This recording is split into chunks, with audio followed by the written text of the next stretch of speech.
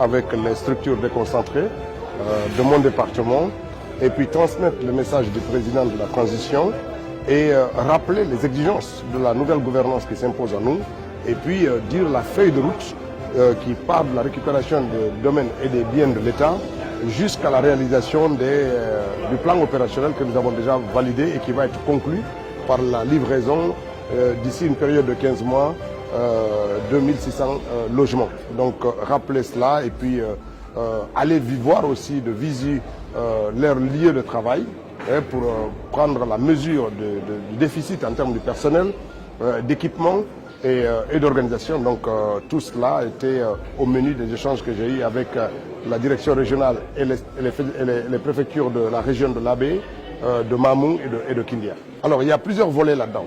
Il y a ce que la commission de récupération des domaines et biens de l'État met en œuvre comme politique pour recenser et les récupérer.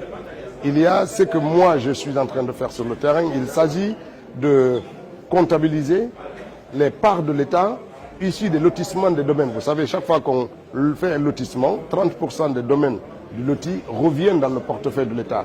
Il s'agit de les avoir, de les dénombrer, de les immatriculer au nom de l'État, parce que ça deviendra des biens du patrimoine privé de l'État.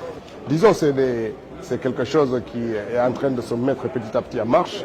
Ce n'est pas des faits automatiques. On est en train de mettre en place de nouvelles formes de gouvernance qui sont faites d'exigences, de transparence, de collégialité, toutes choses que le président a rappelées lors de sa rencontre avec les structures du gouvernement. En fait, le gouvernement et les responsables, les principaux responsables des départements ministériels. Donc ce sont là des nouvelles manières de faire qui sont en train d'être imprimées petit à petit avec un résultat attendu, celui de l'amélioration de la gouvernance et du bien-être. Il y a toujours des gens qui croient qu'une transition, c'est un calendrier. Une transition, c'est d'abord un contenu. Qu'est-ce qu'on veut pour notre transition? Quelles sont les étapes nécessaires pour arriver au résultat attendu? C'est ça qui est en train d'être mis en place et je pense que dans ça, tous les Guinéens auront leur part à dire, auront leur mot à dire dans ce processus qui est en train d'être déroulé pour que la transition soit une réussite, pour éviter la non-répétition des événements qui nous ont conduits à cette transition.